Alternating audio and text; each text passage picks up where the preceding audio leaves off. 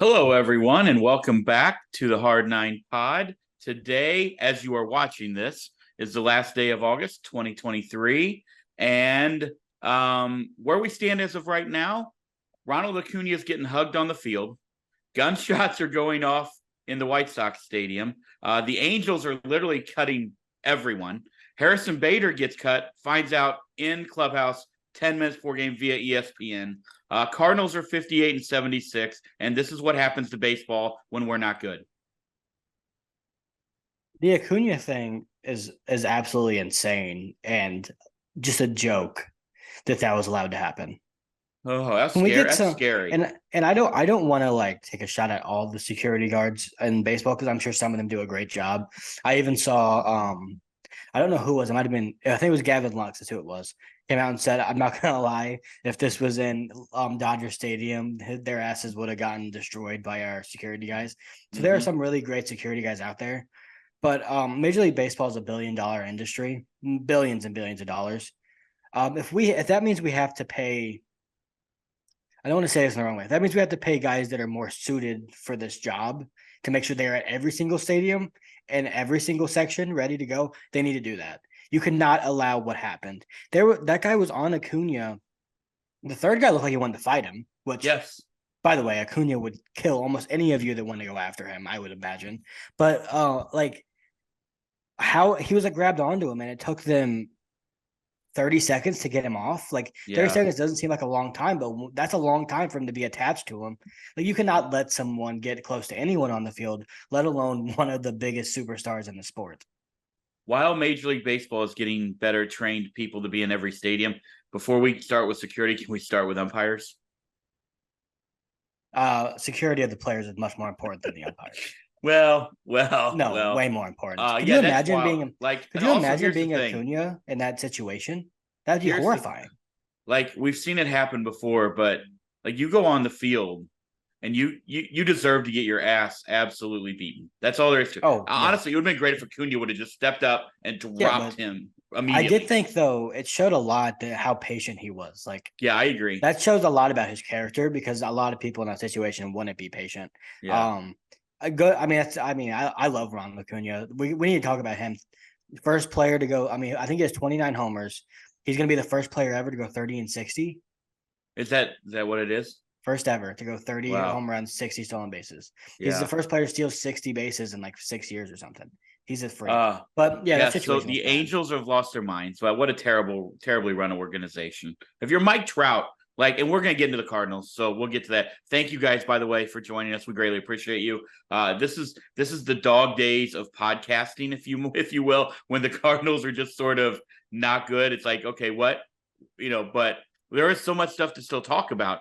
But what do you do? Like, if you're Mike Trout and you're watching this, Ohtani's gone. Like, I thought maybe the injury would let him come back, and it still might. No. It was a salary dump. I understand that. Hunter Renfroe and all those guys, whatever, Giolito, whatever. If I'm the Cardinals, though, I am looking at Lopez and I am looking at Matt Moore.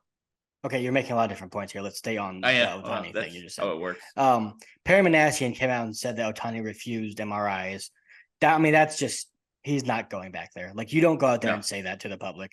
And if I'm Mike Trout, I mean, I love Mike Trout. I want to see him in the postseason. And most of the reason that he hasn't been in the postseason is on the Angels. Most of the reason. But the guy doesn't play enough.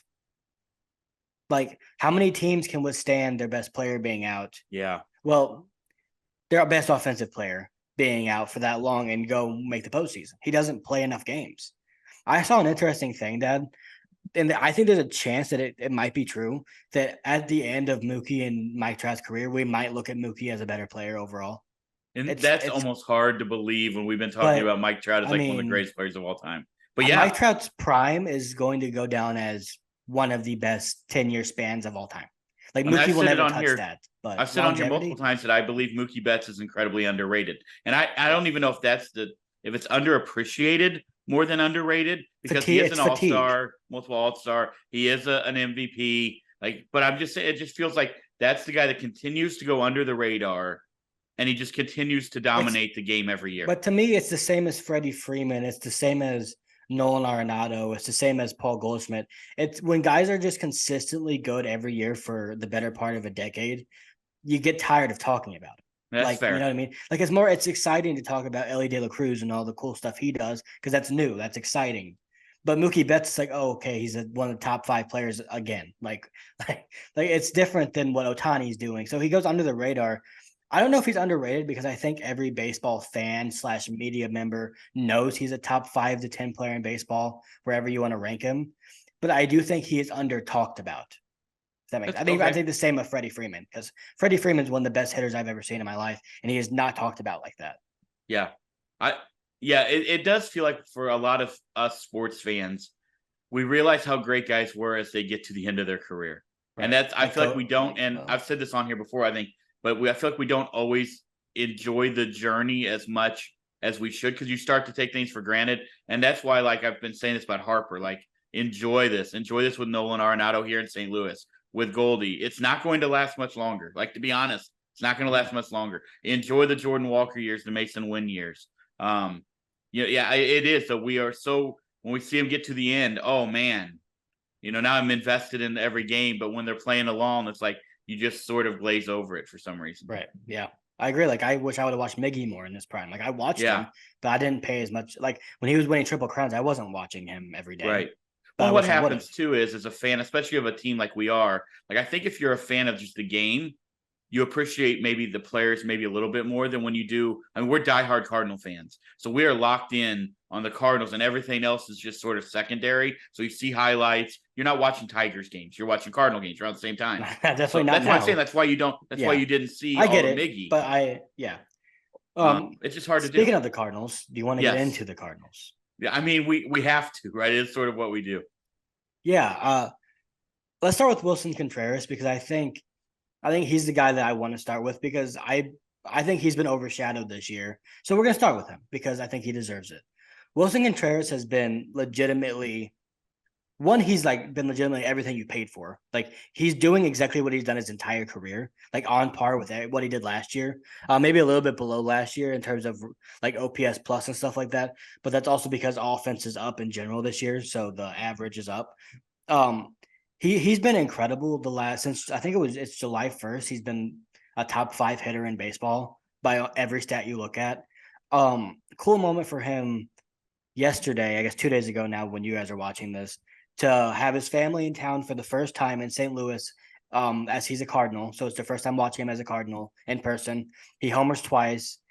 The thing that I love about that guy is the energy he brings every single day.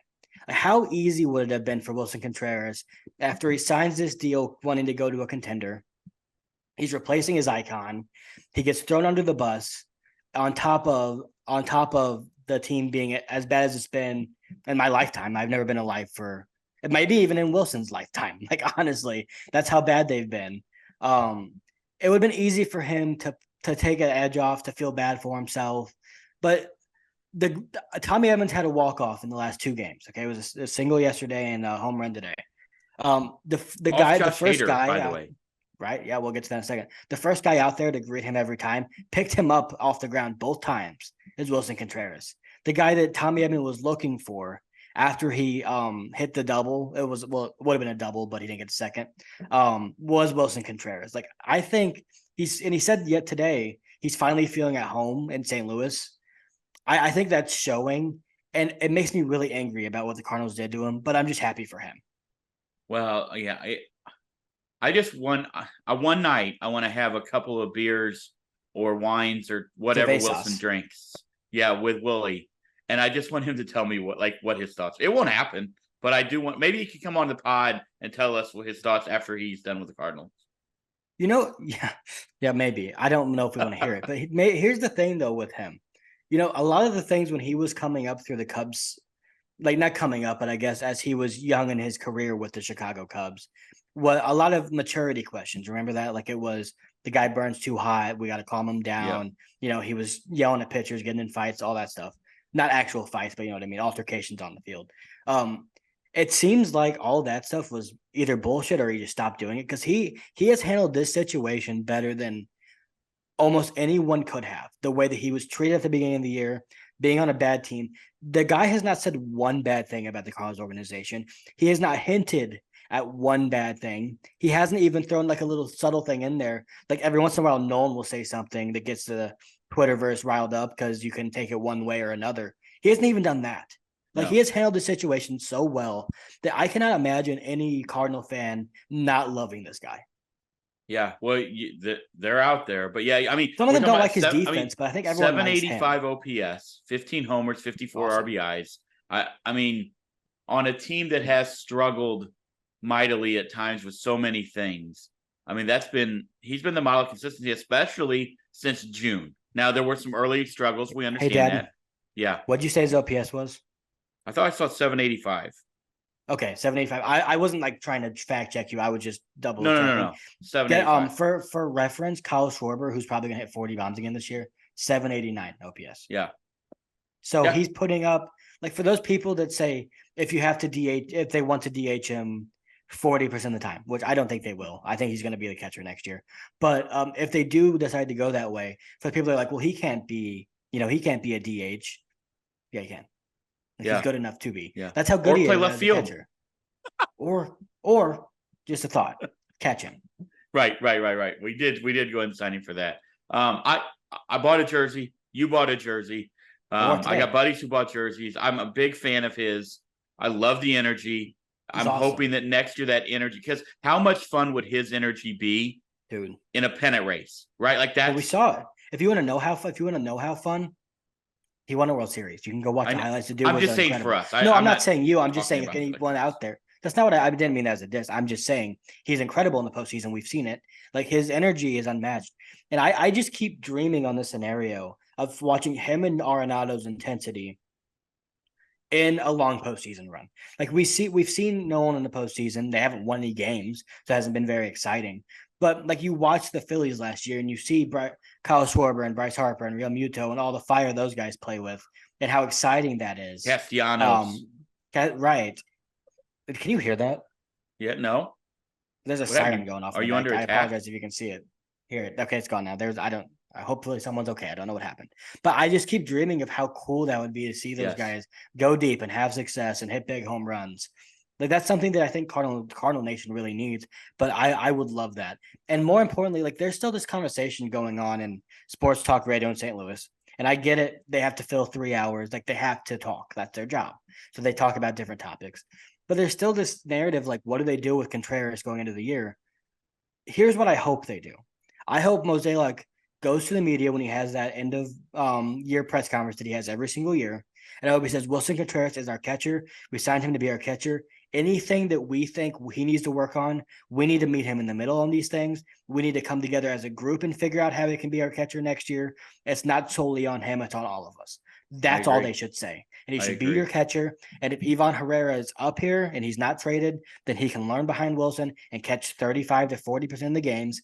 That's fine. Or you can trade him. I don't really want that, but those are your options. You sign Contreras to be your catcher, back the guy. Even if next year you feel around the All-Star break that Contreras is hitting really well, but maybe Herrera is a better option as your catcher that's catching 4 times a week instead of, and Wilson's catching 2 or 3. Even if you feel that way, don't go into the offseason with that narrative hanging around him. I agree. Okay, let's move on. All right. One of the hot topics that's always on Twitter, but also I'm sure, look, I'll be honest. I shout out to y'all who listen to St. Louis Sports Talk Radio. I can't do it. The talk radio. Some of them are really good. It's not just St. Louis. I'm not trying to bash on them. I'm having a hard time even down here. Like it's all Saints now, which I'm fine with.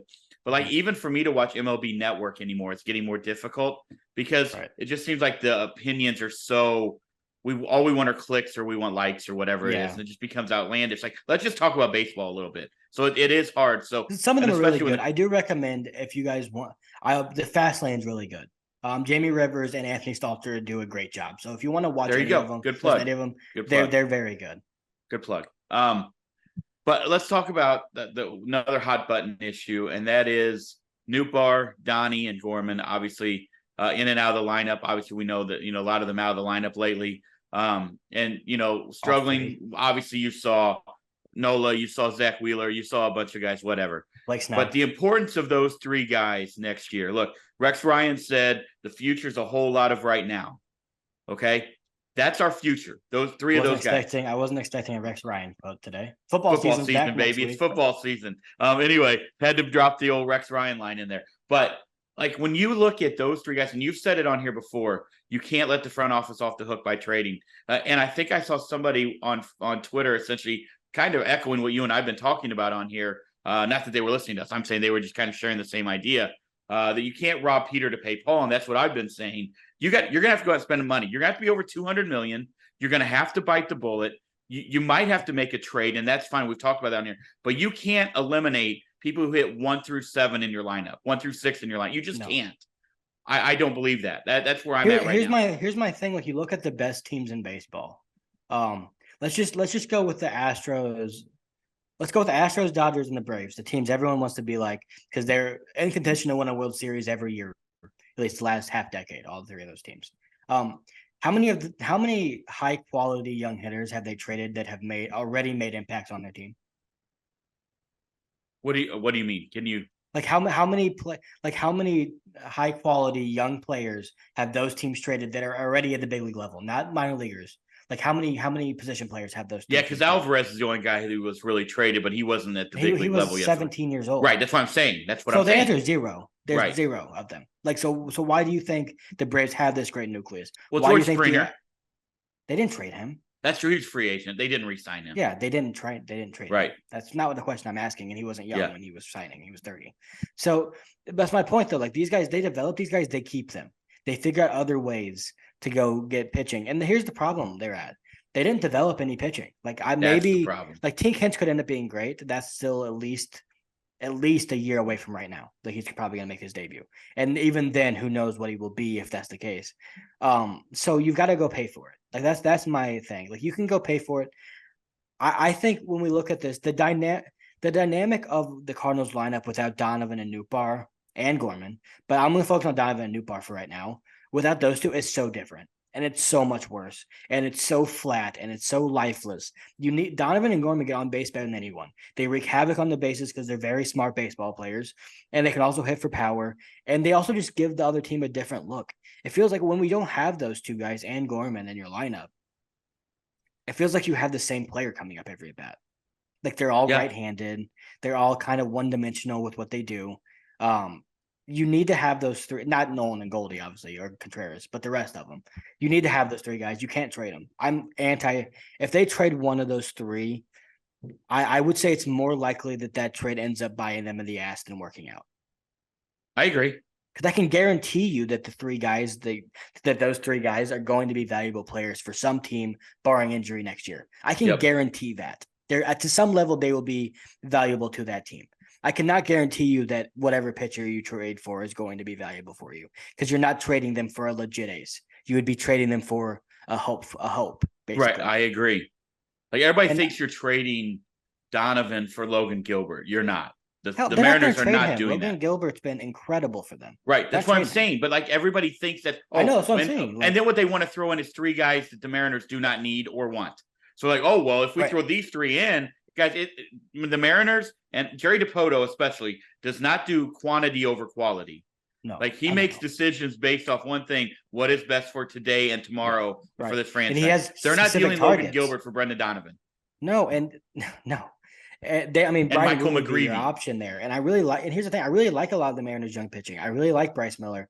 I really like Brian Wu a lot. I think those guys are very talented and have a good shot of being really good major league players. But I don't think they're not certainties by any means. Brian Wu's dealing with injuries right now. Bryce Miller's been inconsistent because they're young pitchers trying to develop. So how about this? You go sign pitchers. I would go sign two. I'm not going to even get into who. One of them has to be Nola.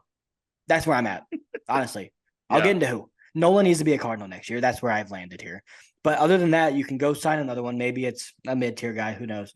And then you need to go trade for one. And the trade needs to be your four, right? Like it needs to be your four as to the guy you trade for. It needs to be Quintana or someone like that. It needs to be Quintana. That's who I really want. But it needs to be someone like that because then you can probably offload guys that you made the logjam you have in the outfield. You can use that to get your four. especially if he's on a 1-year deal like Quintana for the Mets who are trying to completely blow this up and aim for 2025. Let me ask you this. Are you looking for, again, let's put your Caleb GM hat on. Are you looking for you're looking for two top of the rotation guys, right? Does Jordan Montgomery fill that bill as a number 2? Because to me, if Jordan Montgomery is your number 3, I think you're looking at like a really, really solid staff. If he's your number 2, I think that might be stretching things a little bit thin. Right. What are your thoughts?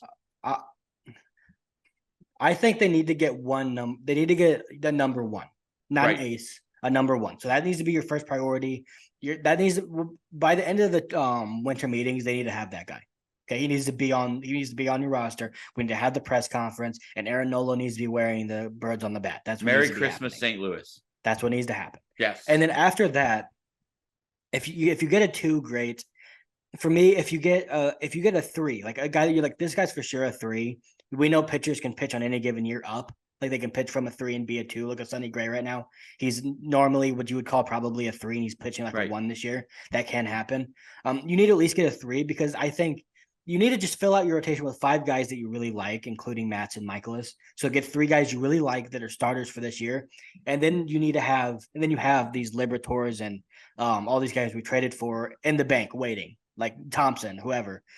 And if you still need and if you're in a good position at the deadline and you need another top end starter, then you go get it then. That's where I'm at. I'm going to say something that I know is going to be wildly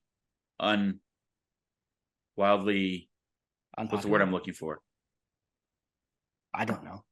Unpopular? People aren't going to love this take. Okay. Unpopular. That was the word I was looking for. I've said it 4 times and you didn't hear turn it. It up. I think he is an awesome dude and I love his story. Miles Michaelis is not a number 3 pitcher. He has 6 wins and a 4.7 ERA. All right. I have a fun stat for you. He is a back end 4 or 5 starter on a team that is going to go far into the playoffs. That is my take. We've had him for 5 years now. He's been good for 2 of them. We do know that he for can 2 more. We do know that he can have a year where he is a 3. We do know he can do that. But it happened last year. You can't act like it hasn't happened. Okay. But that's unfair and also inaccurate if you were to say that. But hold on, there's a stat that I saw. He has more quality starts than Shane McClanahan this year. Well, McClanahan's missed like a lot of the time, right? He's been hurt 3 times and on the IL. How many more starts does Miles have? There was a crazy. Hold on, I gotta find this. There was like a crazy amount of people that he had more quality starts than. Shit. Okay, I gotta look this up. But he had more than like a weird amount of people. Then maybe I'm wrong. I mean, no, I don't know. I don't think you're wrong. I think dude has 6 wins and a 4.7 ERA. He hasn't been great this year, but either has Sandy Alcantara. I'm not saying they're the same pitch. I'm not comparing them, so don't make that face. I'm saying pitchers can have down years. They just can. I think Miles Michaelis can be a 3. Like if you're looking at the realm of like what's possible for next year, it's possible for him to be a good number 3. And I'd be honest, I'd feel much more comfortable if we go into next year and Miles is our 4 and Matz is our 5. I'm gonna be honest. I'd feel way better. Yeah, obviously. Like I would feel more comfortable if Aaron Nola was our 2 and we somehow got Justin Verlander. Like, yeah, obviously. Whoa, you went too far there. Well, that's I would feel more comfortable getting more good players. That's kind of obvious, I think. Okay, what are they doing with Tommy Edman? I don't know, but before we get into what they're going to do with him, I do want to give him a shout out. Great at bat for him today. And the thing that the last 2 days to give them lead off of Josh Hader, he has the second most extra base hits off of Josh Hader in Major League Baseball, which is pretty cool. Wow. That home run he hit today was just that Oppo. His righty swing is so pretty. It's where he should swing good. Every day. Yeah, he should. And then obviously his what would have been a double, but you get screwed because the run scored before you can get the double. I've always hated that. I think they should just give it to him because it's an obvious double. But I love the energy this team's playing with right now the last 2 days. I think it's great. I think this is something I wanted to talk to you about. It would have been really bad for the outlook of next year if they would have continued absolutely laying down and dying every day for the last 2 months of this season. Like that, that would have been really bad for is this team actually going to be able to get back to contention next year? Because I don't like the idea of quitting on a season. Because to me, that also feels like you're quitting on your manager. And I don't think I'm not going to say they were doing that, but if it would have continued for another 2 weeks of them just not scoring, looking apathetic all the time, then I think you would have had to start having that conversation that they may have quit on the season. And I get they're out of it, but you still shouldn't quit. That's you're quitting. You're playing for your city, yourself, your team, your manager. So I'm happy they're playing with the fire again. And Willson started that yesterday, but they battled back the last 2 games in big ways to win. Like today, Tommy hit that homer down 1 run with 2 outs in the ninth inning. That's pretty cool, even in a lost season. But what are they going to do with him? There's a world where he's your center fielder. There's a world where he's your second baseman. I don't think they're going to trade him. And I'm not saying they shouldn't. I have a hard time seeing them pull that trigger. Okay, can I ask you something then? All right, you talked earlier about making a trade for a 3 or a 4, right? Not necessarily a 1 or 2. Who are you? Like, no, I know. Who are you trading? Like, what kind of guys do you think? Like, I'm not even saying Quintana. All right, that's a guy. That's okay, but that's the profile I would go after is a guy that is probably a back end guy with only 1 year, so you have to give up less. That's what I would target because you can get him for 1 year. I don't want a 4 that's probably in his 30s for more than 1 year anyway, because who knows how that's going to go. So that's the kind of guy I would target. That's why I think Quintana's, he's a Cardinal, so he's an easy guy to draw up and make that connection with. But I think just his type of player is what I'm aiming for, not necessarily even just him. What I would give up, I mean, you wouldn't have to give up much at all. I don't think it would probably be minor leaguers. Like I'd give a minor leaguer. Like if it costs, I don't want to throw out actual like names, but maybe it's one of your starters in AAA. Yeah, maybe one of the ones that you don't love. Like not obviously not Roby when he's up there next year. Obviously not Liberatore probably. Like if it's Roberta, I don't know who it would be, but I would look at that, and it might even be like, hey, maybe the Mets trade Pete Alonso and they have an opening at first base, and they like Luke and Baker. Maybe he's one of the guys. You just beat me to it. I was gonna say, or they add him to go right along with the polar bear, and they got 2 of the largest humans in their lineup. I think they're trading Pete Alonso. But that's a conversation. Yeah, that's gonna be wild. The Mets, man. Did you see today? Hold on, before we get off of that, did you see today that some Mets reporter, it might have been Andy Martino, but I don't remember who it was, so it might not have been him, but came out and said that the Mets players are planning to meet with Steve Cohen and tell him not to trade Pete Alonso. Really? Yeah. They love him there. Like they do. And apparently they were this close to trading him to the Brewers this year. Was a perfect fit, by the way. Right, he's a perfect Brewer. Yeah, absolutely. I would hate to face that guy that much. Yeah. Okay, so let's move on. I know that. Let's see, who else was it you were? Oh, Jordan Walker. That's who you want to talk about. J-Dub. Ups and downs of a major league season. Absolutely as a rookie, but 4 hits today. Looking maybe steadier in the outfield. Give me your thoughts on Jordan Walker. First career 4-hit day today, which is pretty cool. He hit a homer over, that sign to the right and like on the lower level, like to the right of Big Mac and on the lower level that has like the Cardinals care sign, and it leads to the concourse. He hit it onto the concourse over that today. Absolute bomb. So there was something. Apparently, he was 2 months old when Rich Hill was drafted, and he homered off him today, which is crazy. So, but he's been up and down offensively. I would say for me, I think he's been a little worse offensively than I expected for his entire year. Just a little bit more inconsistent than I expected, but that's fine. I'm not overly angry or worried about that. But his defense has gotten a lot better. And it's not necessarily just the routes he's taking and stuff like that. It's more the situational awareness in the outfield is getting better. There's been a few plays where he hasn't tried to force the issue. And, remember earlier this year where he like chucked the ball over the catcher's head from the outfield? He's not doing that anymore. He's hitting the cutoff man. He's making smart throws. He's thrown a couple guys out on the bases here recently because his arm, he's a huge arm. He's using it correctly now. I think he's getting more comfortable in the outfield, which is really most important. And maybe Mason Wynn and having some of those AAA guys up that he's played with is helping him. I would assume it probably is, being comfortable. But he is playing a lot better, and I think today was a good day to talk about him because he had 4 hits. But I wouldn't shock me if he ends up having an incredible last 6 weeks of the season. Like that would not surprise me. Yeah, I agree. That'd be a great positive going into next year. We already talked about Mason Wynn's struggles on here before, so there's nothing really to concern ourselves. Huge double off Hader today. Yeah. That's impressive.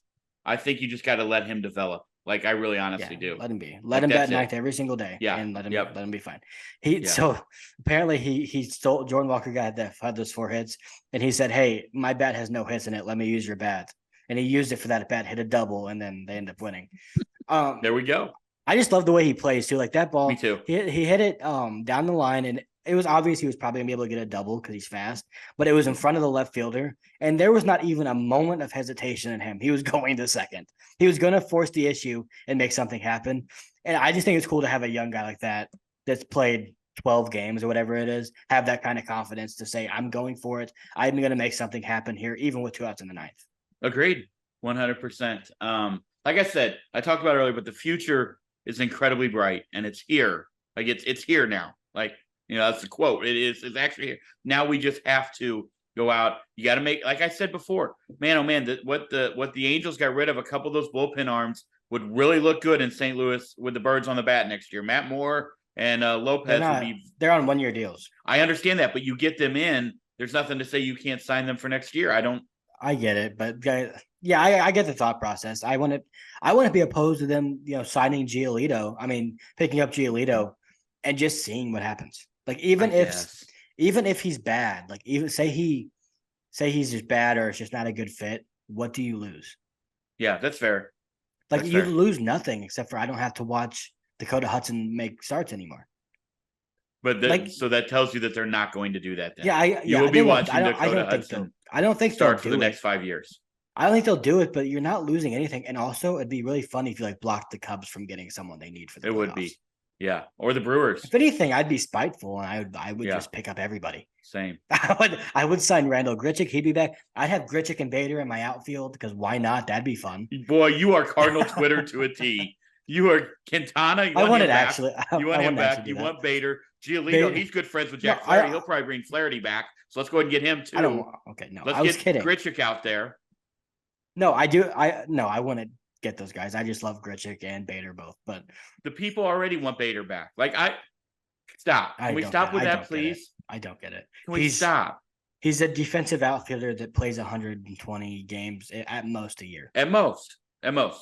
Yeah. What's he played this year? Is he gonna even get 100? Maybe. No, not even close. Yeah. Not even close. I love Harrison Bader, and I hope wherever he goes, he does a great job. But if you want a defensive center fielder for next year, which I don't really think you do, but if you do want that, then Kevin Kiermaier is a much better option. Agreed. But again, let's go ahead. We got guys that we can put out there. Well, I also get I get that people wanting their favorite players back. Like Bader was a fan favorite, so I understand why you'd want him back. I just don't. I guess I just don't want him back. The other thing I think you got to be careful with that center field spot next year. You got Victor Scott knocking down the door. And I mean, if you're not giving a guy, let's not go give Kevin Kiermaier's going to want a 3-year deal. Let's not do that. Let's not. You think so? Oh yeah. Cause it's probably his last contract. I would think. Yeah, he signed a 1-year deal. Because he was hurt most of the year last year. So he's having he's been really good this year. I bet he signs a 2-year deal, but he probably looked for a 3. You're right. Yeah, that's my guess. And I'm not inking Kevin Kiermaier to a 2 to 3 year deal. No, if it was 2 for a reasonable price, but if you're Kiermaier, there's no one out there offensively to go get. No. So, my guess is he goes back to Toronto. But my guess is Kiermaier goes back to Toronto. I mean, they don't have a center fielder waiting in the wings. Dalton Varsho was one of the best center fielders in baseball in 2022. I mean, he's going to play left field. That's my guess. Well, I mean, just saying, if you wanted to put Varsho in center, he played center field for Arizona. I didn't. I thought he played the corners. And he was one of the best defensive center fielders. Well, then I guess they do. Then I guess they do have a guy waiting in the wings. What did I? And they have George Springer. They have options. Yeah, but they're not moving Springer back. They moved him off of center field for a reason. They didn't move him to DH. Did you see? Okay, this is off topic, but since there's not a ton about with the Cardinals, I guess we can go off topic here. Did you see the Twins headline that said Twins considering Byron Buxton for center field? I never thought in my life I would hear that because they've been DHing him every day because they're afraid of his injuries. Never in my life did I think that Byron Buxton would have to be considered to play in the outfield. That's what did the baseball gods do to that poor guy? He's batting 200 now. He was a shooting star that was about to become a top 5 player in baseball. I don't know if we've told this on here, but you and I got a chance to see him at Single A. We're in Cape. We're in Blue Wahoos, Pensacola. Cape. No. We were up at Cape Canaveral, Cocoa Beach. and we drove over. Yeah. They were playing the Brewers minor league team. I think it was Brewers or Nationals, one of the two. Taylor Rogers was pitching. Fun fact. Yeah. So either way, he was 19 and he was a man among boys. Bomb, he was insane. Triple, double, and then he threw two guys out the plate by 30 feet. It was unlike anything I've ever seen on a baseball field. He was so far above everyone else. Oh, he was incredible on that team. And we saw like Billy Hamilton. We've seen a lot of big leaguers. Yeah, Alex Kirilloff was a stud. And no, I've never seen someone that was so because in baseball it's hard to tell who the best player is at times, especially when you're in pro ball because everyone's so good. Right. I've never seen a player stick out as much as he did. He was incredible. Was unreal what he was putting on. And the thing about that is he's like that when he's healthy in Major League Baseball. He sticks out that much. He's that good. I hope at some point in time he gets a healthy, 3-year stretch in because I want to see. I don't know if it's going to happen, dude. I know, but I really hope it does. Let's take a trip around Major League Baseball for just a minute before we get out of here, bro. If you're not paying attention, #CS Rise is fucking rolling. The Mariners are on a heater. 38-15 since July 1st, 21 wins in August. Kelenic, I guess he'll be back soon. This pitching staff is rolling. Coming back? I thought that's what I heard, that he might be back by September. In September. Maybe I'm wrong. But I thought I've been watching a lot of their games and I thought I heard them say that. I mean, but I haven't been looking. Could be wrong. I'm looking at it. Luis Kest, when you can roll out Kest, this is why everybody wants to talk about, we're going to make a trade with the Mariners. I just don't believe it. And I know you got Robbie Ray on the DL. I understand that. But even still, I just don't think DePoto's dealing with one of those guys. But I'll tell you what, that team is fun to watch. Everybody shows up. And JP Crawford is rolling right now. Julio Rodriguez is on an unbelievable. He's in like 480, and yet Mookie Betts is hitting better than him in like the last month. That's unbelievable. I mean, Julio Rodriguez is 1 in a million, but anyone. What just happened? I just froze. I don't know. You just did a job. You just did a Mitch McConnell. The weird thing. Let's not get into that. The weird thing about that was I saw myself freeze. That never happened. It was like Normally, Mitch McConnell right there. Okay. Stop bringing up Mitch McConnell. This is not a political show. That's what he did today. He did it again. He froze. Stop it. That's not for this. But no one. Yes, he froze. Yes, it's a problem. We'll let another podcast handle that. Let anyone else other than our dumbasses handle that situation. I agree with that. What was I saying? Kelnick, by the way, he's starting at rehab next week. They said. I thought that's what I heard, that he'd be back in the next. That's awesome. The next couple weeks. I'm glad because he was so bummed when that happened. But a very mentally strong team to have your closer traded and still be able to withstand that. 2 years in a row. No, 2 out of 3 years. 2 out of 3. Sorry, 2 out of 3. But I mean, I guess it helps when you got Andre Munoz, the fire-breathing dragon, waiting to take over, and Matt Brash. That dude's awesome. Matt Brash is a stud. Agreed. Like that bullpen. If you want to talk about a trade target from the Mariners that might end up being able to be a starter for you, Matt Brash is the guy you could look at. Yeah, I don't think they're trading him, dude. They love him out there. Also, your guy Cal Raleigh leads all the major league catchers in home runs. How dumb am I? I extended Contreras for 3 years, but I did not Willson. And he's been good, but I only extended Cal Raleigh for 2 because I didn't know if his power was real. He struggled. He did struggle the first half of the season. He hits a homer a week or 2. Yeah, he does. Like he's incredible. I mean, they got guys like Dylan Moore putting in work. Like that team is fun. Dylan Moore's a good player.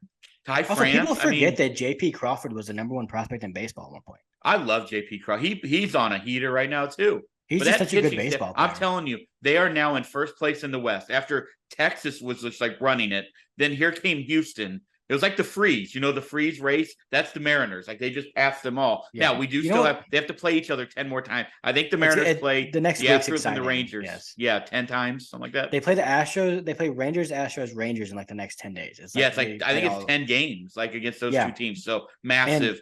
I had something. What was I going to say? Oh, it makes me sad that this didn't happen while Kyle Seager was there. Yeah. And Mitch Haniger.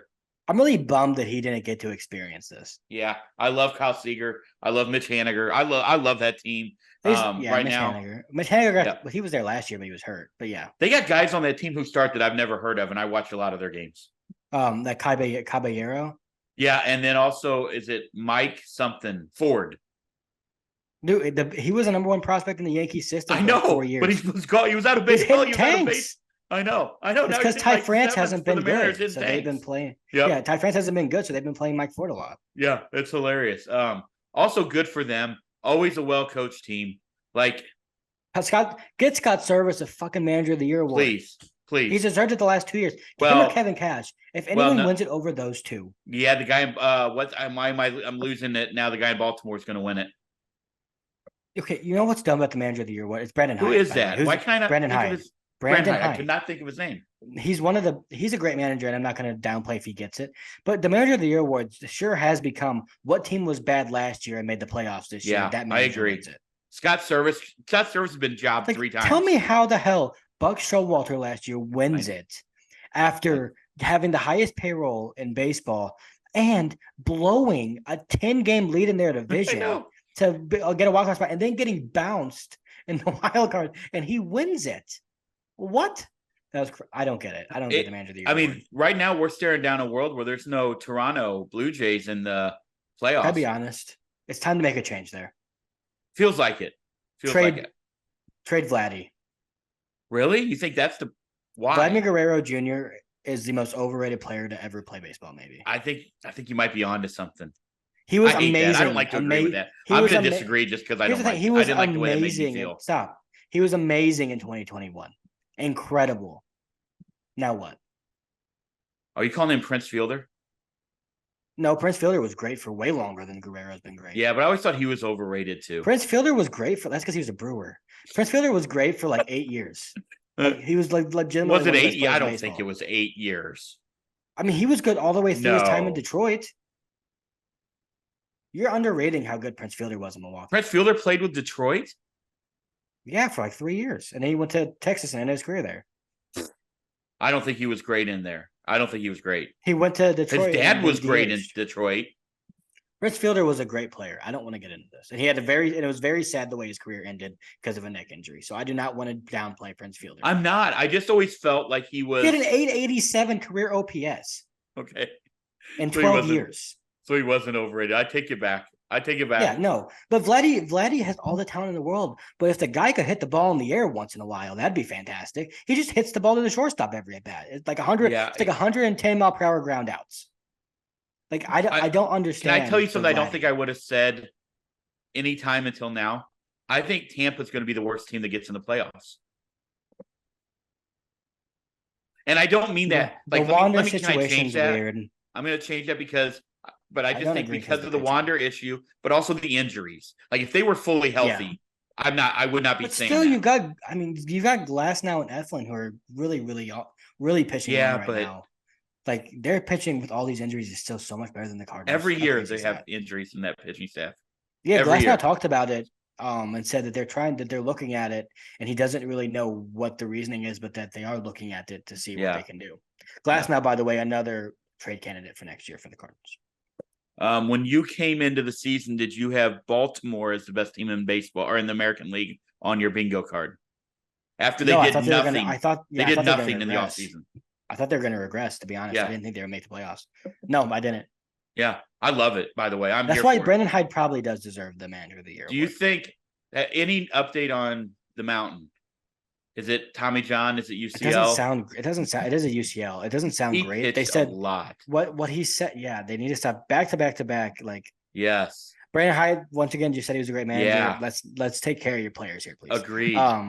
But God, it would be so sick to hear the Omar whistle when he's coming into the. I know. But what they said was it was some degree of